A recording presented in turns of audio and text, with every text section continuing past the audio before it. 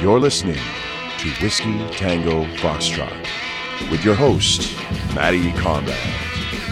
Hey everybody, welcome back to another episode of Whiskey Tango Foxtrot. I am, of course, your host, Matty Conrad, and this week I'm going to break convention, and I'm going to talk instead from people that I normally know really well. Like a lot of the people we've been interviewing are very good friends of mine. We've worked together. We've crossed paths a number of times.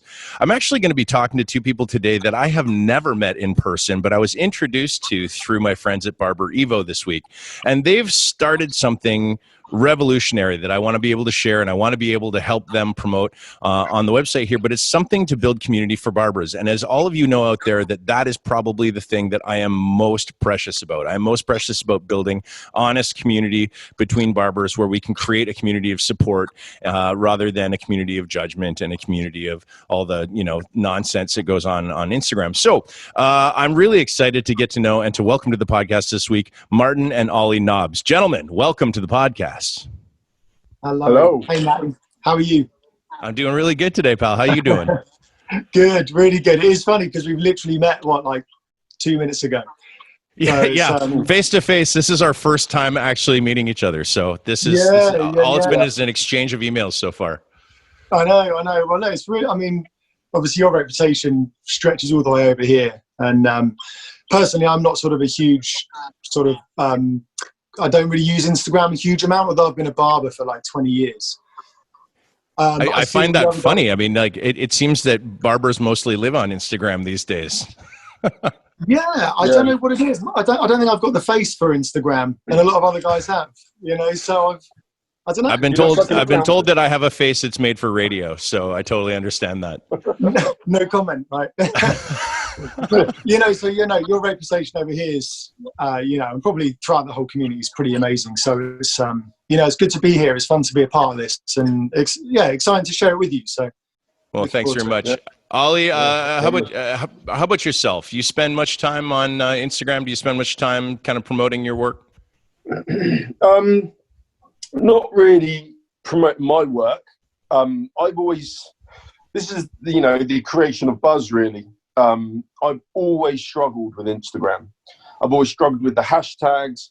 I've always struggled on what to write for the content without sounding, egotistical or, false or anything else. So I've always struggled. I find it easier posting pictures to do with my business and then just, I don't know, basic text or emojis or something. So I've never really been comfortable on it.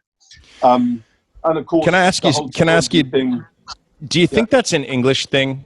Because one of the things I've noticed in traveling around the world, and I've mentioned this before, is that the approach that people take to promoting themselves is very different in different communities or in different areas of the world, in fact, because I've always found that Canadians are somewhat of the hybrid between Americans and the English, where the English are at one end of things where there's almost a sense of embarrassment around the idea of success or the appearance of success, because the attitude towards those people shifts so severely towards, well, that fucking guy. You know what I mean? Instead of in America, where it seems that you only really have to be about half as good as you say you are. And then somewhere in the middle is Canadians that are like okay. Yeah, maybe. Yeah, that's a really good point. I don't shy away from it, but I always like to sound genuine. And if I struggle writing things and I feel like I'm not sounding genuine, I tend to not want to do it, and then, which is why I usually just drop back to a basic description or an emoji or something, because it feels, a lot more like you're not being fake with anything. And maybe it's, I'm 40, I've owned my company Headcase for 20 years. I set it up in 2000. That was pre-Instagram, pre-Facebook, pre all of it. And, you have to evolve with those technologies as they come in. Whereas you look at the younger barbers now, that've been doing it for, 6-10 years. They've got into the industry with those things. And they were young when they were doing it. So they broke the ground before they were adults, kind of criticizing how they, self-criticizing how they might put things on. They've just always done it. Therefore, it seems a lot more natural the way that they put things out online. And I've struggled with that. I know Colin, who's a good friend of mine involved in Buzz, he's brilliant at it, just to name one of them. And I'm just not, so I've always kind of, struggled with it. Facebook's a different animal altogether. That's a lot more about you and your family and, It used to be about like pictures of your breakfast and but in its infancy it was such a different thing. It was almost like a rolling diary for people, wasn't it? You know what I mean? And then people started to realize the marketing potential that it had for them. But I'm not this totally is what's interesting actually about all these platforms. I think they kind of get built to be one thing. I remember when Twitter came around and I remember saying this is never going to work. Because it's like, you can do a tweet of like 20 characters or whatever. I remember being in our Hazelmere shop. It was brand new. This is way back. And someone came in and told me, and I looked, I was like, this is ridiculous. Who's going to be interested in this? And I don't think when they launched it, they intended it to be like the best news platform or whatever it's become. Yeah, here it is, 15 years later, and it's what it is. They control themselves. Well, I remember Instagram when it started out was basically just a way to make quaint-looking, old-timey kind of style photos that look like old film, and that's 100% of why people were using it. They were using it because of the filters, and then it really took a dramatic shift in swing. And it's interesting though, because when we started out, like you were mentioning, Ollie, you're 40, and you and I are the last generation that remembers what it was like to not have a cell phone in high school. You know what I mean? To not have a computer in your pocket, because we had that bloody alphanumeric texting where you had to literally punch 26 different buttons to say the word hello. And did you do it without looking as well? I could write under the table. An essay without looking at my phone. So the teacher's not looking at it. That's right. The teacher can't see. Kind of like the way people drive now, so that people can't see that they actually have their cell phone out, kind of thing. Horrible. We do not endorse that on this show. But I do want to back up a little bit because I don't want to jump too far ahead here. I do want to talk about Headcase just for a second because I want to give some context to where you guys came from. You have a long history in this industry, not just somebody that kind of showed up and is now creating something new. You're part of this community. So tell us, like, when you started Headcase back in 2000, what was your real intention there? Were you just looking for a shop to work at, or did you see an opening? Do you see an opportunity? How did that all get started? Well, I'll jump in. It was because he fancied a girl originally. That's 100% of why I went into hair. Start that way. Don't tell the wife.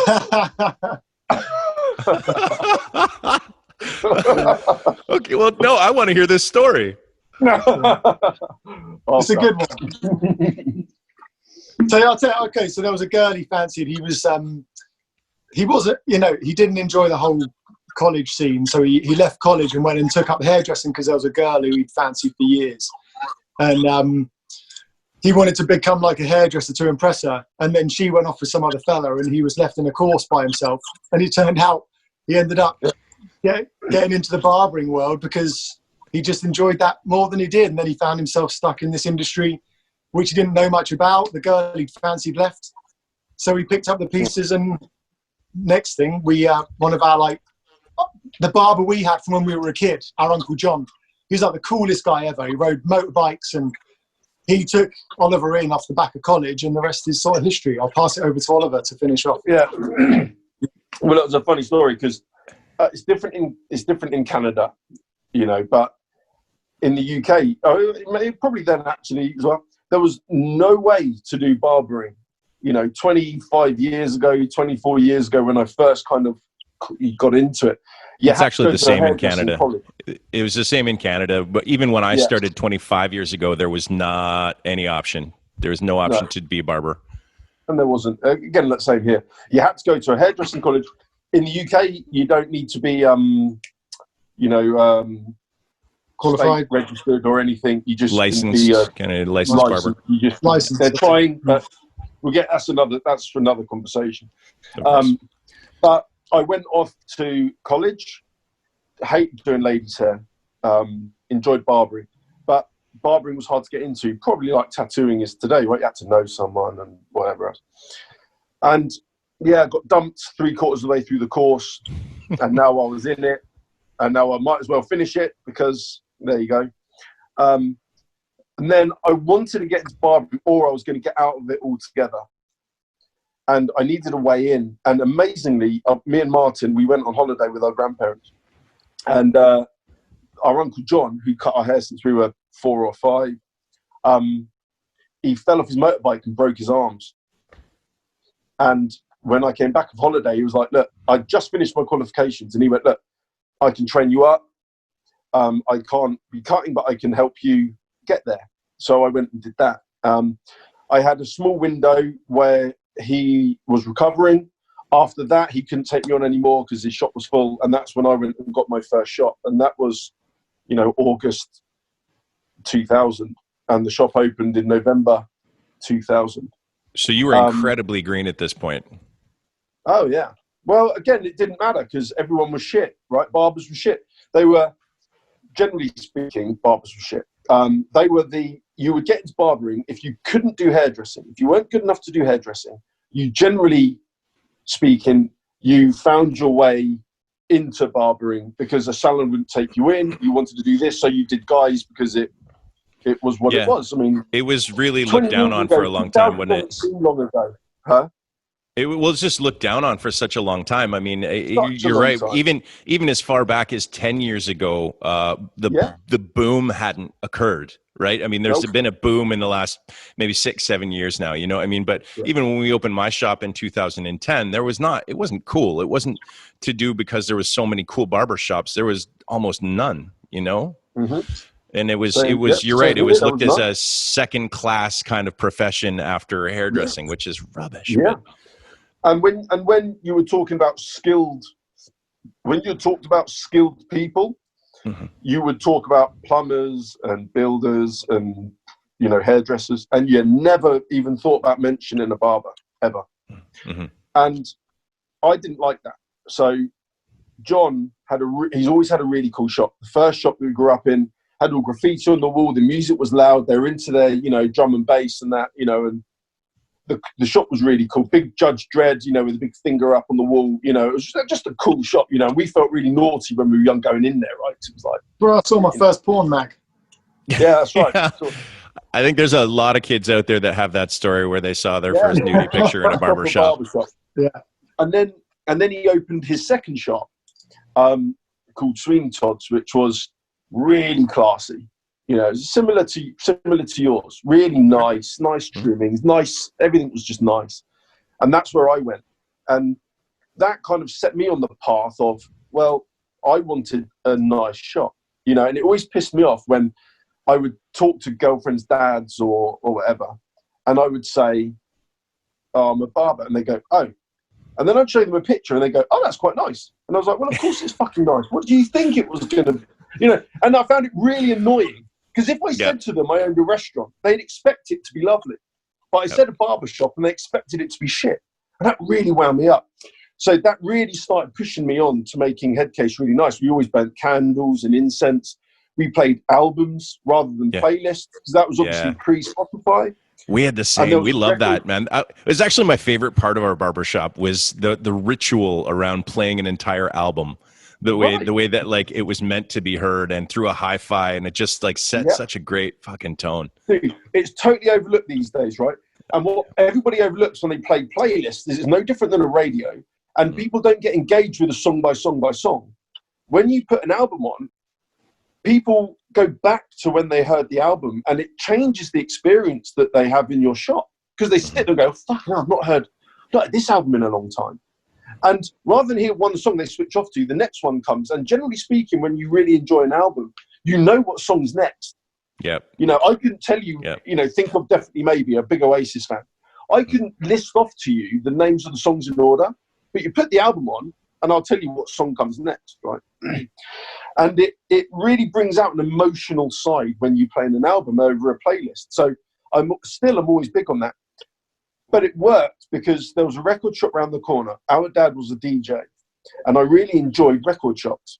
And I'd be able to go in there, and the guy that worked in there was like your proper, imagine like a movie, and there was a fella in there that had a Guns N' Roses t-shirt on, long ponytail, bit balding on the top, kind of a goatee bit. That guy worked in the shop, and he would just give me handfuls of CDs, handfuls. Go listen to that. Go listen to that. If you like it, come and buy it. And I would be buying 40 albums a week from him. And Yeah, just it paying gets them a very list. expensive because I mean, I one of the things I've been coming into lately is what the hell do I do with all these records now? I've literally got shelves full of them because I was a DJ when I first started out. I'm listening to your story and I'm thinking like, what bananas like similarities we've had because I also got into barbering because of girls. But it was one of those things where it wasn't just one though. It was all girls I got into hairdressing for, and that never worked out to my advantage, to be honest.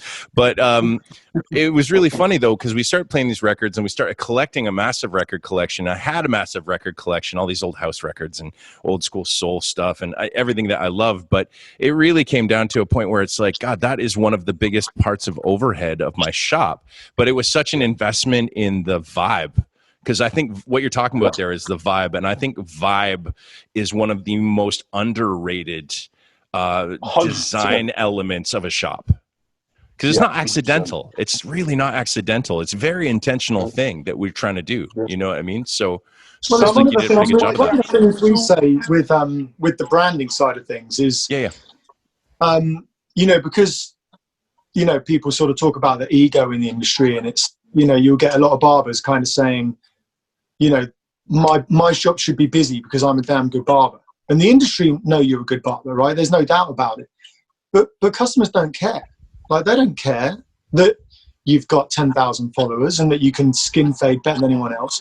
They don't know. So they're not going to walk into your shop because you're John Smith, because no one knows who John Smith is. Totally. Outside the barber community. And the barber community aren't generally the ones that are going to make your shop successful. So the reason they walk through a door is because it looks cool and you've smiled at them. And you feel good. Right? Absolutely. And then when your haircut is then just good enough, then they come back because they go, well, the haircut's fine. They can't critique it like we can. But they'll go, your haircut was good and the dude was lovely. And it smelled really nice. And they were playing this song, I'm going back, you know? Absolutely. A lot of the way that I tell people is, and the way I try and sum that up as easily as possible is that I tell people that what people are usually paying you for is the way they feel when they're walking out the door.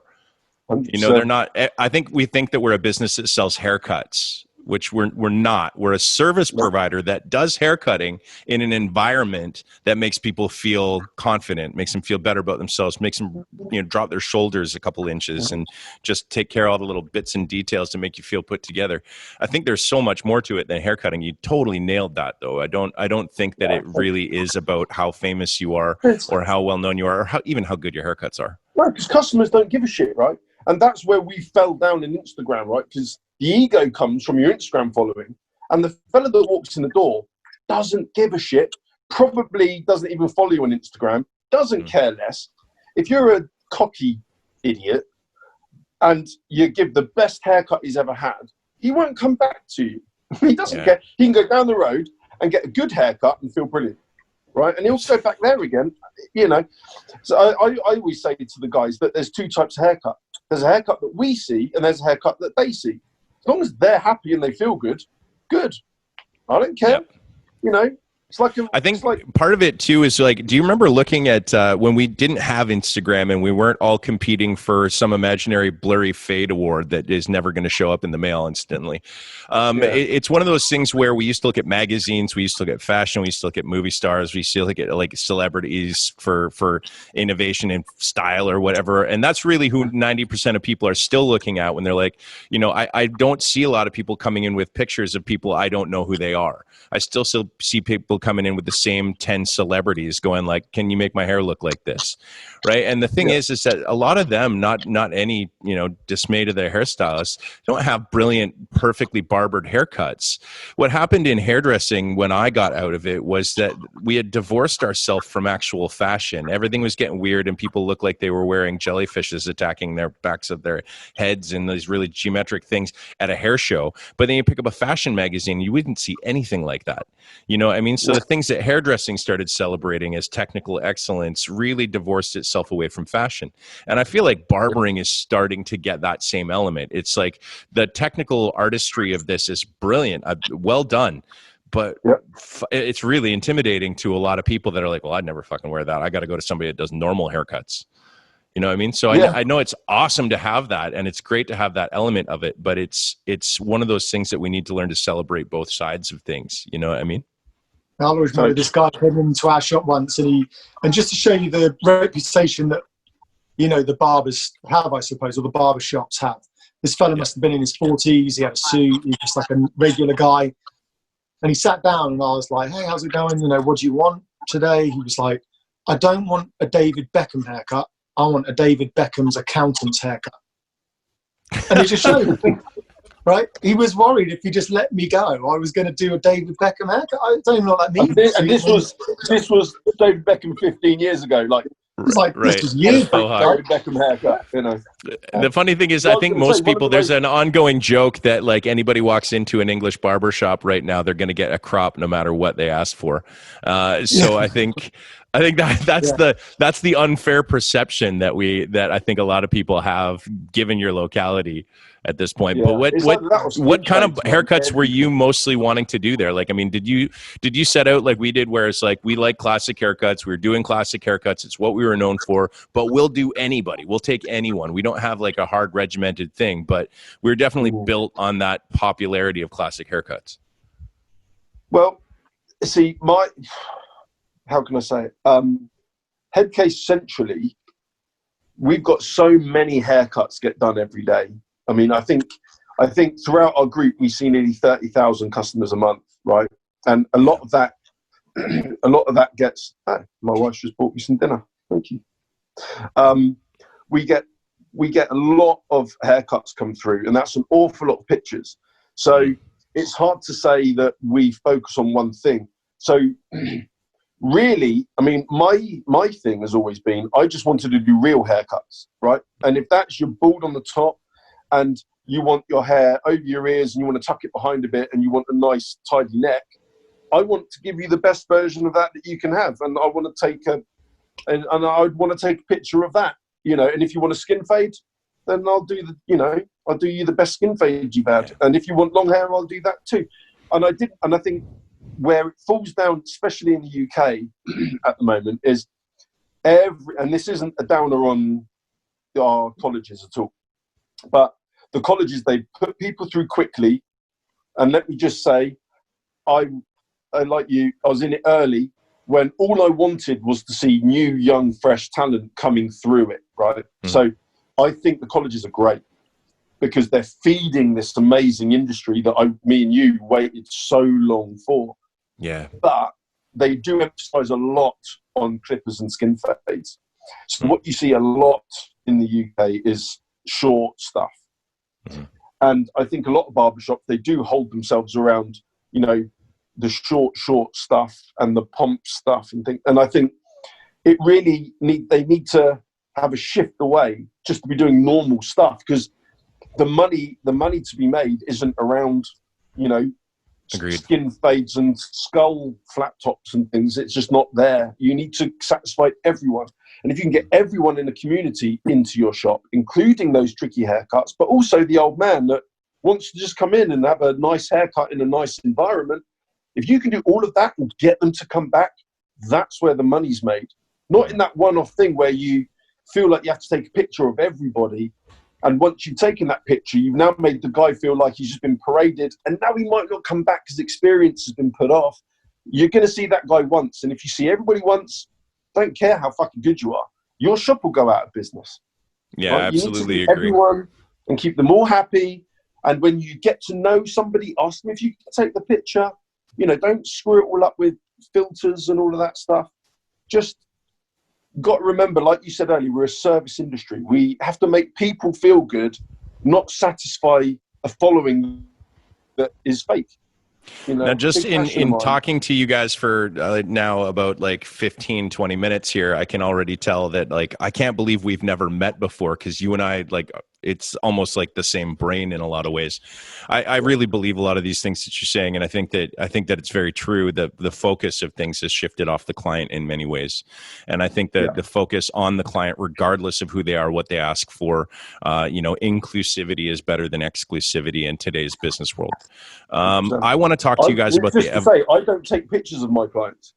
Yeah, good. Yeah. It's a good thing. It's a good thing, because his cuts aren't that good. But Yeah. I think the Just so thing you know, I've never done it. I've always said one of the things I've said for the long time is, and people get really frustrated with me because they'll make comments about, well, how come we never see any real world haircuts that you've done? It's because of that fact, because I don't take pictures of my clients because it's not what they're there for, and I make a deal with my, if a lot of those haircuts that I do take pictures of, they happened in my chair or they are a client of mine, but I asked them to make a separate exchange. So I gave them a free haircut, and then I said, can you give me some time tomorrow? I want to take some pictures for you, and your Tinder game will probably go through the roof. And that's usually my sales pitch to it. But then it's an agreement. Then we have a thing going on, and it's not a matter of like, oh, I'm just using every person that's paying me for Instagram fodder. But Totally what happened with agree. Instagram and everybody coming along there and using it for marketing has really shifted the way that we see Instagram. Influencers have shifted the way we trust whether or not people are telling us the truth or whether it's some sort of sponsorship or something like that. And we're starting to get that annoying filter that we all have that basically allows us to sift through the BS of whether or not people are genuine or whether or not they're getting paid for something or whether or not they're just trying to look good or whatever it is. We're starting to adjust our filter now, and so there's new things that need to come out, or I think it opens the door for new opportunities for apps or for other things. And you guys have created an app that caught my attention a couple weeks ago, to be honest, and I've been kind of watching on it. And so my friend Luke Dolan, who I'm going to have on the podcast in the next few weeks, he actually is the one that drew my attention to it and said, you should keep an eye on this thing. This looks cool. And the very day that it launched was just this week. And I think I was on it within the first hour because I liked the idea. I wanted to see what it is. So this app is called Buzz, and it's a barber community app. And I want you guys to tell us a little bit about it and why you felt like it was the time to release that. Yeah, well, I mean, so sort of going back off of this, the conversation that we had with Instagram, it all started because we found out that, if ever we were going to shut our shop because of like a flood or, I don't know, staff sickness or something, we'd go and post it on our Instagram page for the shop page, And then because and I, we run this franchise, but often we will be in the shop and we'll be getting our hands dirty, fixing it. We'll be there. Yeah, we also own our own shop as well. Yeah. In that group. Yeah, within the Headcase group, we've got a shop that we run ourselves. And, so the shop will be shut. We'll know it's shut. We can't do cuts. So we're going to post it on Instagram because we've got, 2,000 followers or something. And we know our customers are there, right? Because Instagram's got 1 billion profiles. And we speak to the customers all the time. And we say, do you follow us? And they're like, yeah, follow you. So these guys, there's no reason why they wouldn't know that we're shut, right? Because they're on Instagram and we've posted that we're shut. But they turn up to the door, they've paid for their parking, they've walked 20 minutes, and we then tell them that we're shut. And of course, they're pissed off with us. And we'll say, oh, look, we did update the Instagram account. And you see their face like, well, that's not my problem. I don't care. Why should I be checking Instagram? And I think it dawned on us, right, that we think of Instagram as a barber profile. As a barber platform, sorry, because we're all on it, and I follow, Matty Conrad, and I follow all the guys I aspire to meet and work with, and because we're all there, it's where we've been for such a long time. But if you go and look at it from our customer side of things, which is where we're really making our money, they don't know that it's a barber platform. They post pictures of their holidays and shit, right? So all of a sudden, even if they do follow you, this is what everyone needs to get their head around. Even if they do follow you, they're probably not engaging with your work, with your posts. Right.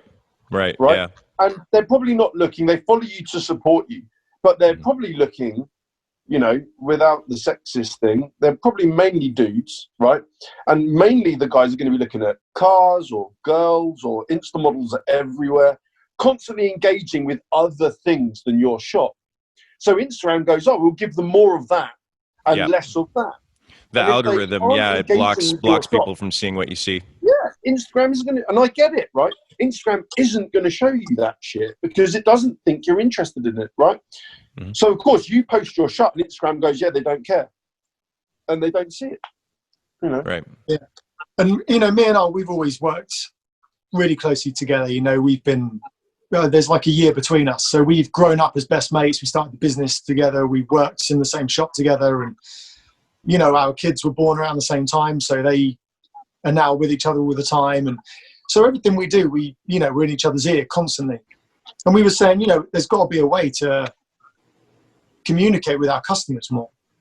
So that's how it started, because we developed our own EPOS system within Headcase where we can track queue length and what barbers are working that day to help us analyze the businesses and keep them nice and slick and improving.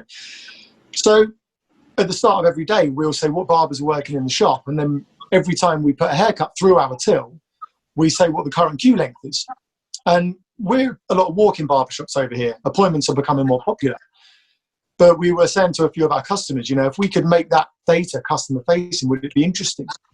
And of course, they were like, fuck yeah, because then I could see if there's one guy waiting and 4 cutting. So it was like constantly updating so that somebody, if they were like, I want to walk in for a haircut, could look down and see how many people were ahead of him already. Yeah, that's it. It's not a virtual queue. They would just be able to log on and see that Matty, Oliver and Martin are working today and there's one person waiting. So now if they want to wait for Ollie or Matt, they know you're working. Or they'll log on and they see Martin's on his own and the last queue was recorded as 7.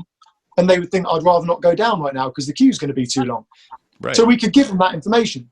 So we started chatting with a few of our customers and they were like, oh, it'd be amazing. It'd save wasting so much time. Yeah, it gives me this insight. And there's no promises. There's no virtual queue. It just lets me know what's going on. And people want to know what's going on, right? That's the world we live in at the moment, making things easier to use. And so we chatted with one of our customers. And it just happens this guy works for Microsoft. He'd been coming in for like 7 years, really nice fella. And he said, I'd love to have a chat with you about it. So we went and had a coffee. My brother was in New York with his family and me and him just went for a coffee. And he said, so tell me more about it. How would it work? And I said, well, I don't know yet, but I'm picturing a barber would create a profile, a barber shop would create a profile. And then when those two profiles are linked, the barber shop now knows the barbers that work with it and those barbers can update their shop's queue. Something like that. And he was like, okay, right. So can the barbers message each other? And I was like, well, yeah, I think so, because recruitment is a massive problem. Barber shops can lose a barber overnight because barbers can walk into any shop at any point, right? They know they can. The problem is the other way around. It's not losing barbers. It's when you inevitably lose one of your barbers, it's finding another one. You don't know where to look. It's posters on windows or recruitment sites where you get an array of people apply. It's unbelievable. So I said, so if all the barbers were in one place, not only would it be an amazing opportunity for customers to get an insight into what's going on in the shop, but, it would also mean that you could just link barbers to barbershops. So now there wouldn't be that animosity and, conflict when a barber leaves. Now a barbershop owner could actually pat their barber on the back and be like, good luck, because they know they're going to be able to go and find another barber. Mm-hmm. And he was like, right, well, it sounds like you're creating LinkedIn. Of course, I was like, well, yeah, I can see how you think that. And he said, well, aren't all the barbers on LinkedIn? Of course, I said, no, they're not. And I told him the problems with LinkedIn and how it's not built for our industry. And he said, so where are they? And I said, well, we're all on Instagram. And his mind, bear in mind, he's a tech guy, right?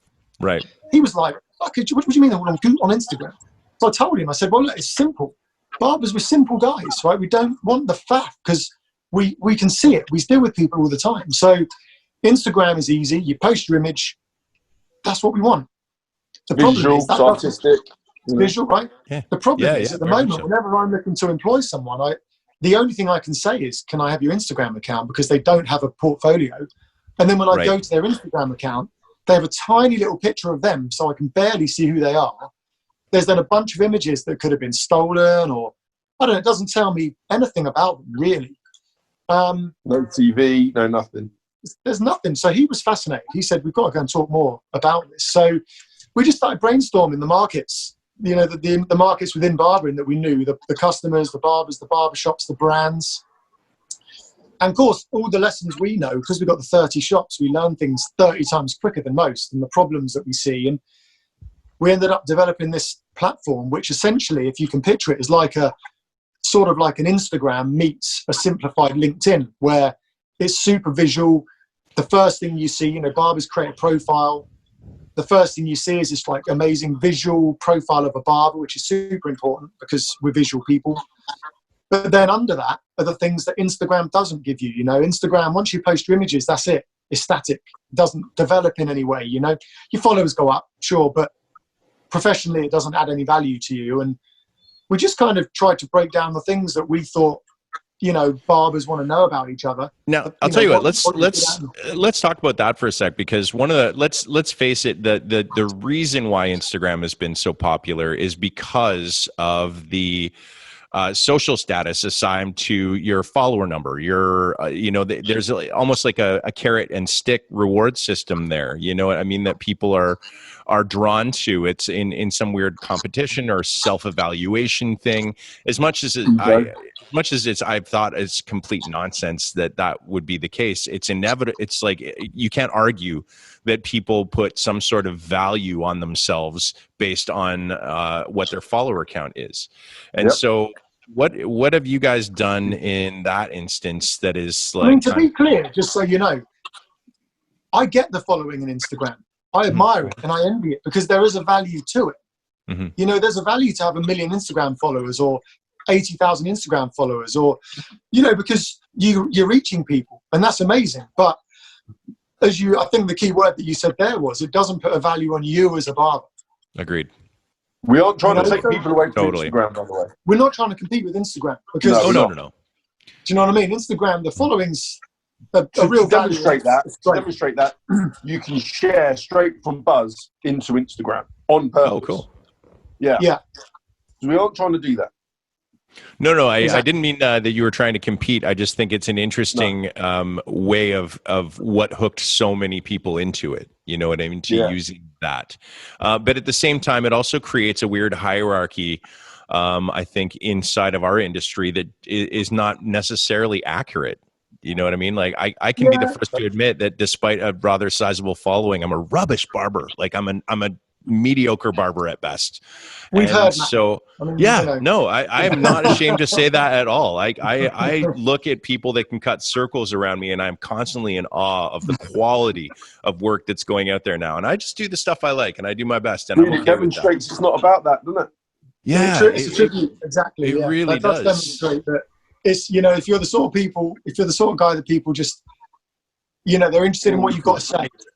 Yeah. Then it's more about what you've got to say and where it's coming from. Well, very fortunately, what I've got to say right now is that I really love the look of this. Like, this is my Buzz account. I created it 2 days ago. I used the Barber Evo cover because the guys from Barber Evo are the ones who actually introduced me to you, and I love those guys and I love supporting what they're doing for the industry. Yeah, they're great. But so far, but they're just the best guys, man. They're so genuine and so lovely. But I got to tell you, this thing looks slick. Like, I'm really drawn into the aesthetic of it. I think is really, really good. I think you nailed that a slightly more artistic presentation than a LinkedIn kind of thing. And I love the ideas that are in here. Can you highlight a few of the ideas that you guys find to be more like exciting, innovative for you? Yeah, I'll say a few, bro, and then you know, you can sort of pick up. But it's you know, just to make a point, you know, this is a first version thing. You know, we've invested in this thing ourselves. It's not $1 billion platform like Instagram. There's a lot of improvements that we really want to see. And if the barbers come and use it, then that's what is going to help us get there. But at the moment, it really is sort of first version. So it's nice that you like it. Because there's been a lot of work's gone into it. It's probably been 6 months in the making with a great development team over here. It shows. It really does show, though. There's a lot of really great details in here. So you guys, I've been very impressed. But sorry, I'll let you keep going.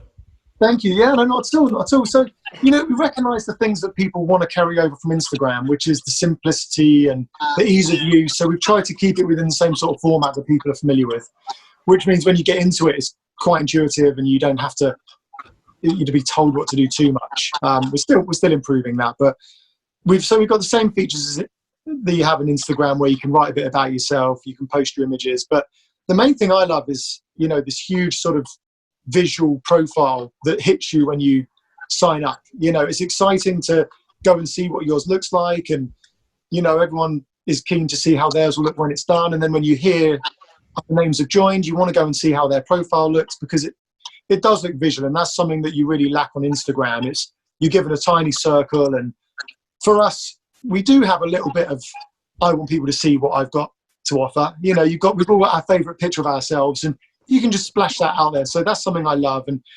But the other thing that is really interesting is there's this thing that we have, which is called endorsements. And we're refining that. We're actually just about to release an update which lets you control it slightly more, because as it stands, and again, we're seeing how the app is growing itself and how users are using that.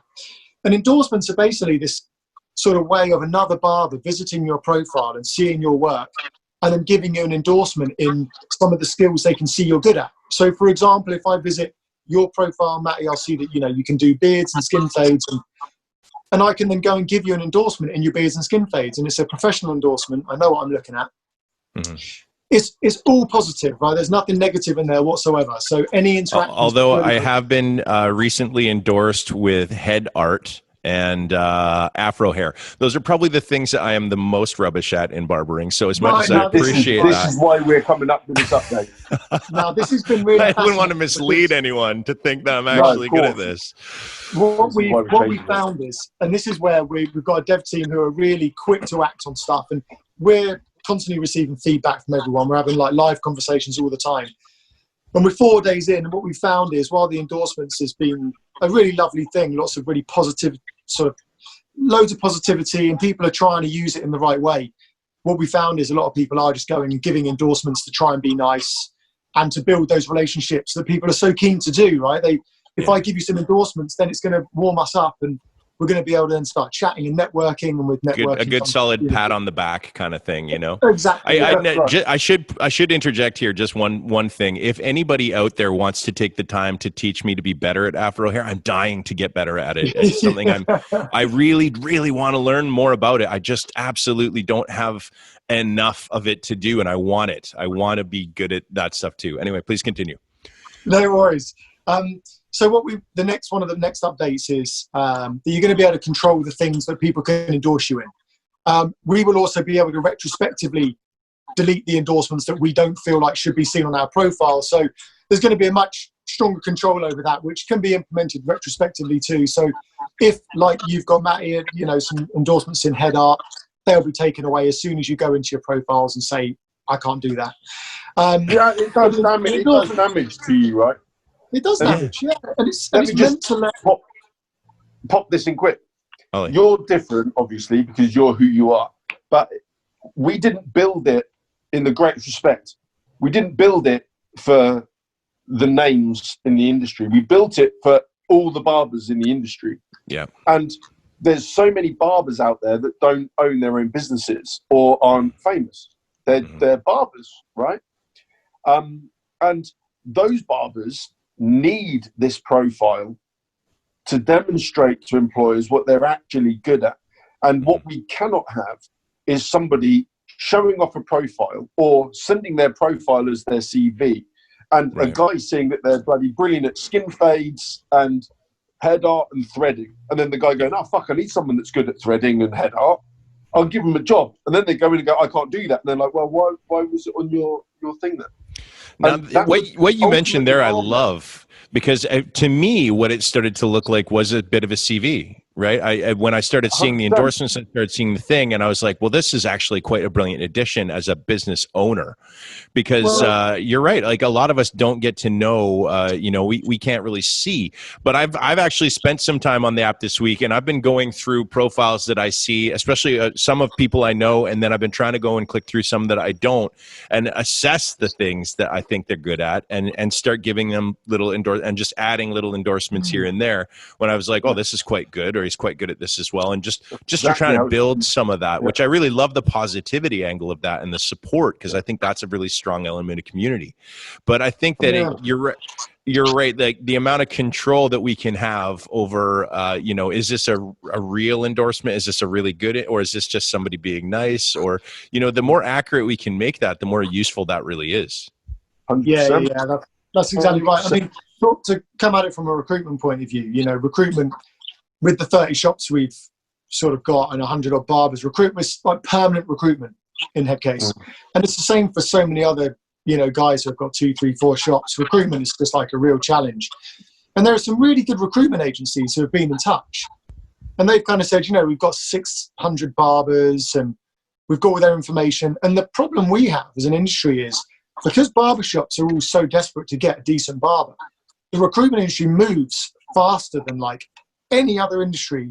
There's not like a recruitment process where 100 apply and a few weeks later you've got through that first round and now they're down to 20 and there's a chance that the person who applied for a job 2 weeks ago is still on the market. In barbering, if they apply for a job on Monday, if you call them on the Friday, they're probably in another job.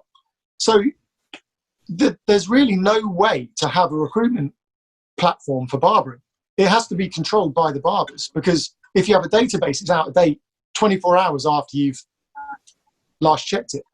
So the idea of this is just one of the kind of nice angles on this is because you also have barbershop profiles. The idea is sort of unknowingly barbers are controlling their CV like real time, and they can control.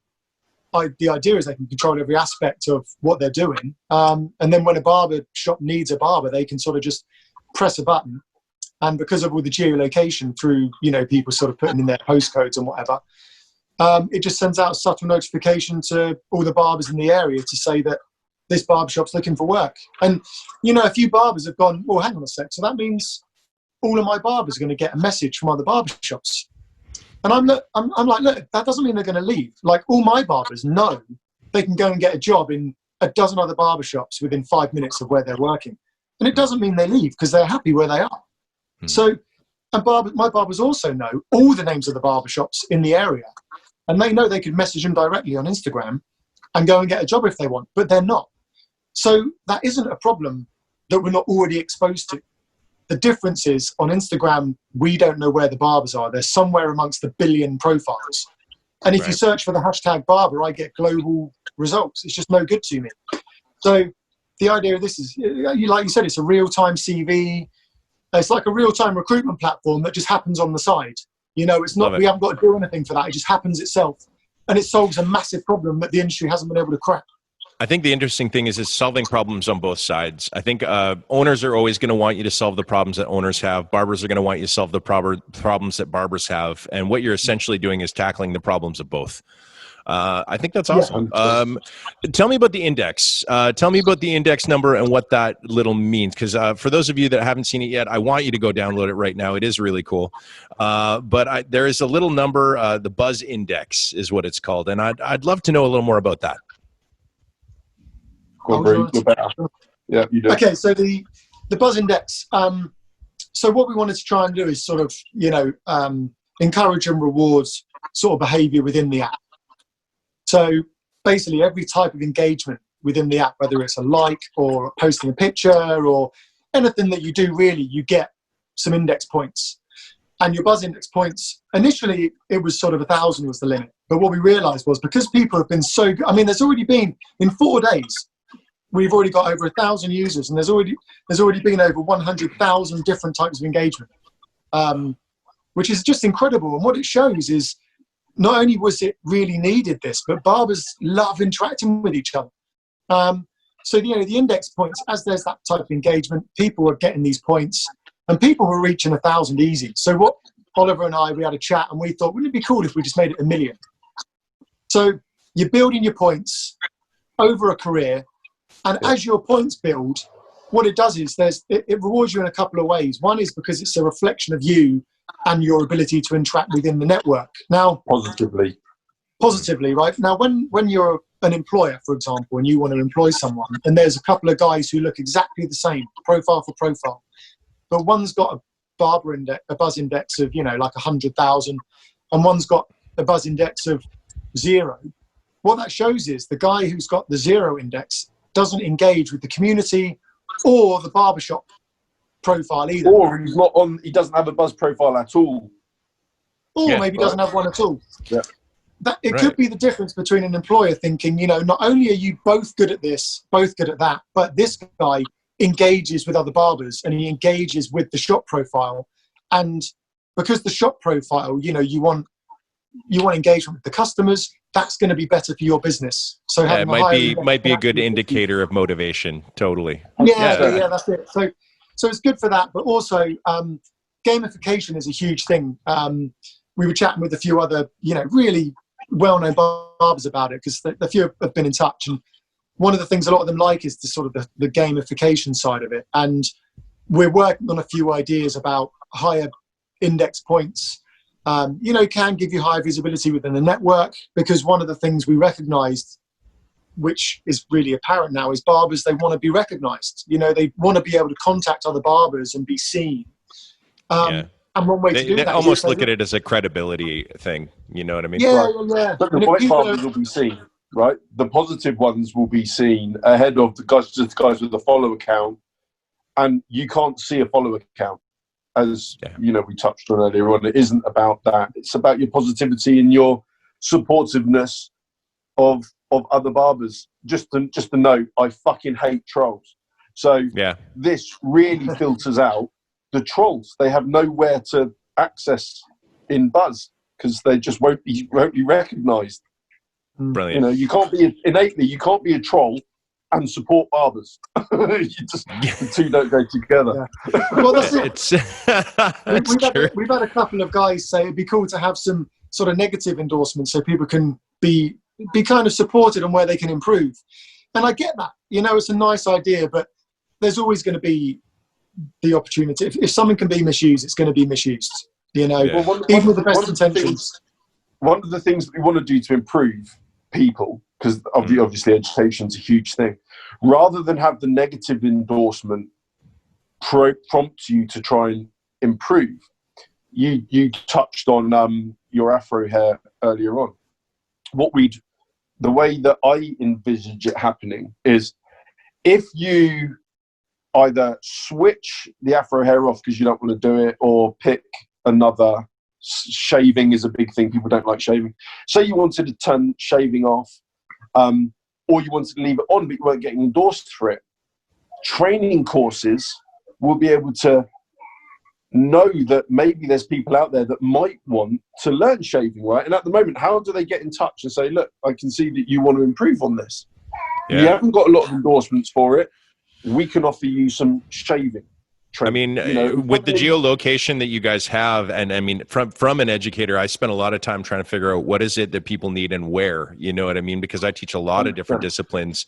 Having options to click on things where, what are areas that you want to learn about, just having that kind of information available for educators and companies that want to go in and be like, look, we can help. We can do that. You know what I mean? And because a lot of the time, we just don't know where the need is. You know what I mean? We can assume, we can kind of suggest things, but really, and unless you have an idea of like there's this many people in this area that really are dying to learn this specific thing, well, then as an educator, you know that's going to be a successful endeavor for you. You can go in and you can teach it. Otherwise, you don't know.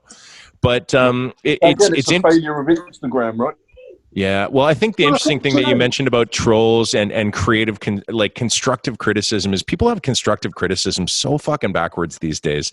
Like, constructive criticism cannot be delivered first by somebody that has never constructed the thing that they're criticizing, or second, from a person that is unknown to you. The only people that are qualified to offer constructive criticism are people in a position of leadership that those specific people they're critiquing admire and want to learn from. That's the only time constructive criticism is actually constructive. And other times it's just shitting on people. And so it's a thing that people think that their opinions or their criticisms are so welcomed. And in many cases they are, but in matters of creativity or places where you're simply not qualified, it's just a shitty opinion. I'm on a lot of Facebook. I'm on a lot of Facebook groups, right?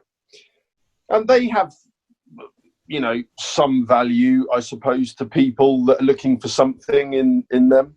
But what I see it a lot is people put, and it, to me, it's one of the poisonous things about these other platforms that aren't built for us, is people, early barbers, new barbers trying something new, will put a picture up in a group and say, please let me know how I can improve my skin fade. And I see that and I go, shit, poor guy. And immediately I don't go, oh, how are people helping him? I go, oh my God, what have people done? How is someone going to be tearing into this guy to try and make themselves feel better? And I read down some of the comments, and some people just use that as a license to be fucking wankers. Yeah. You know, yeah. And then you just think, oh, dude, that's going to crush that poor guy, right? If you're new and you don't have, a thick skin because you've not been in it a while, or you're new, it's just going to make you go, do you know what? I can't cope with it. And that is doing a massive disservice to make somebody not even want to get back on social media in any form, or even worse, get out the industry because some fucking idiots decided to make himself feel better and hurt someone. And it's the vocal minority that does it too. It's, for the most part, I haven't met a lot of people. I know we like to make these assumptions that there's lots of shit people out there with great big egos that are huge assholes because they have a huge following or whatever. I've not met those people. I honestly, I can't think of more than maybe 2 or 3 that were just maybe a little disappointing, but not like a complete asshole. And so it's an interesting thing, the perception that we have out there. And I think it's largely driven by this vocal minority that likes to assert their own insecurities into situations where they just shit all over someone, and then not only did they look bad, but they make the rest of us look really terrible. And you're right, they force people out of an industry, and we all start somewhere. God, when I started cutting hair, I was complete rubbish. Like, it's a fucking miracle that I ended up here. Well, I tell you, it's one of the emotional things that we touched on earlier on. It's really rare for somebody to become really popular publicly in anything if they're cunts. Yeah, that's true. People move away from them, right? So people that are nice tend to rise above, and people then want to go near that person because people gravitate to niceness. Trolls attract trolls, and trolls are rarely famous. Decent people tend to become really famous, right? Because people want to go near them, right? And one of let's talk about you, right? One of your leading qualities over here is that you're a nice bloke.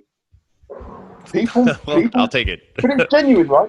People know you as a nice person, and it's the niceness that people are attracted to. So it's very difficult to become uber successful at something and be an arsehole. Not talking about, there's a few people that have, not to name some leaders of some countries, but generally speaking, you can't be. Are we going? Is that where we're going? Thinly veiled, but yeah. But it's true, right? It's true. You can't. It's very rare that anybody becomes uber famous and they're idiots. I think one of the things that is always really important to me from our company standpoint, this is everyone that works with us. Like we actually don't hire anybody based on their Instagram following. We could care less. I have had in the midst of all this that's going on right now with race riots and pandemic and all of the obstacles that we've been facing in the community, I've been meeting really regularly, sharing like a thread with a bunch of people that work with us. And the one thing that we keep going over and over and over is that, God, I'm so glad you guys are our team, our community, you know what I mean? And we're all in this thing together because we're all on the same page when it comes to this stuff. We're all trying to do what we can to support, and they're all decent human beings. All of them, like at their very core, are really good people. And that's what we hire for. We hire for good people. I don't care what your Instagram following is because that has not a lot of staying power, to be perfectly honest. But if we're going to survive, if we're going to survive the trend of barbering, which, let's be honest, I mean, this thing is now being drawn out pretty long. And there was a moment where it was just this big booming trend of things happening. And if we're going to survive that trend, if we're going to get to the other side of this thing and maintain a strong and integrity held industry, then we need to populate it full of those people. You know what I mean? And I think that this app is amazing in the sense that, not only is it really functional and there's a lot of brilliant ideas in there, but I like that you're designing it from a positivity standpoint where it's like, look, we want to be supportive. It's a purely supportive app. And I think that this could be very instrumental in helping us create a stronger industry. No, do you know, I think people want to be supportive.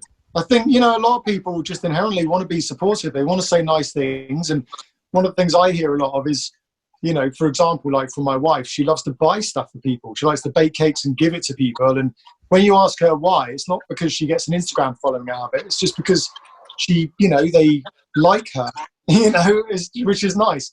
So I think, a lot of the people I know anyway, again, I'm not huge on Instagram. I just know the people for the people.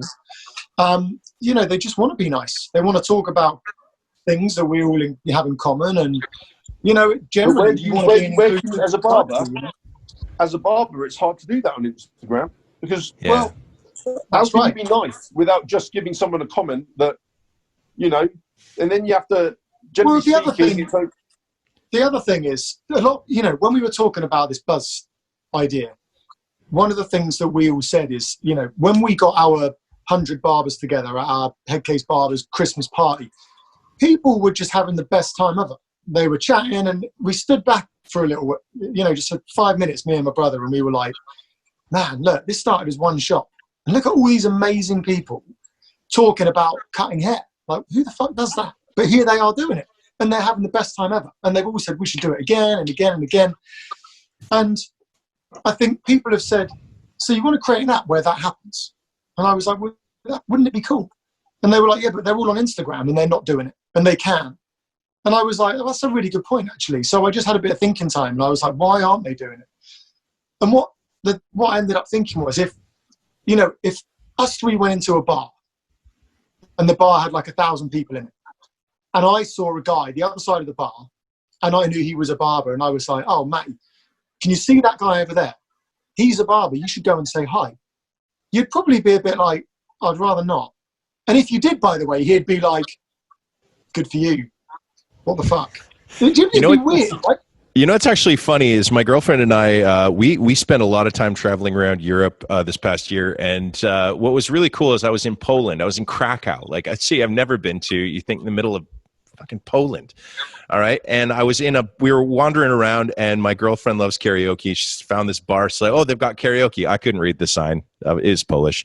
And she's like, that sign says they've got karaoke. So I'm like, great. So we walk in there and I sit down. I'm there maybe 5 minutes, and I've got a beer in front of me, and a guy taps me on the shoulder. I'm like, hello.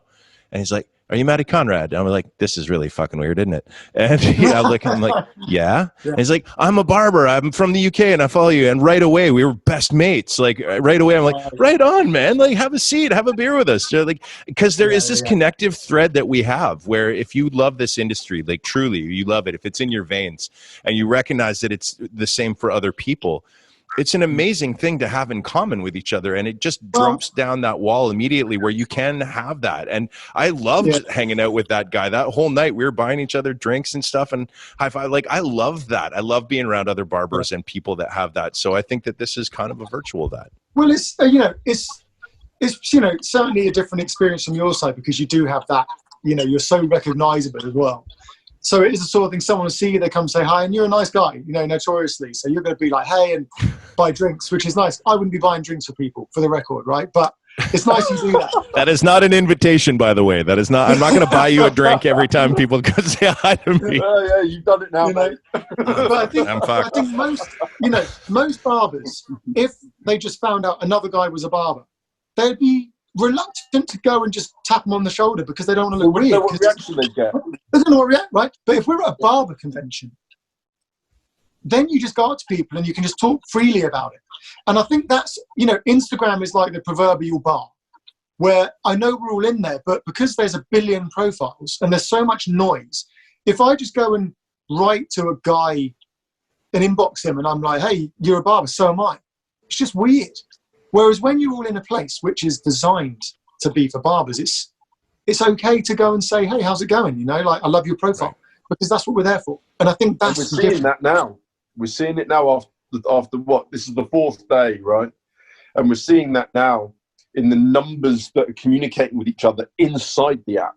I mean, we're blown away. I'm looking at it probably every 15, 20 minutes. I'm like, and I text my brother screenshots. I'm like, look. He calls me about it. I'm looking as well. Love it. I love it. It's very exciting. It's a new thing that you guys have launched, and I think it's incredible. And I want everybody that's listening and watching right now to go download. If you're in the hair industry, if you're a barber especially, go and download Buzz Network. It's absolutely fantastic. Get involved, participate in it. Guys, tell them where it's available so we can direct everybody there, and then we got to wrap this up.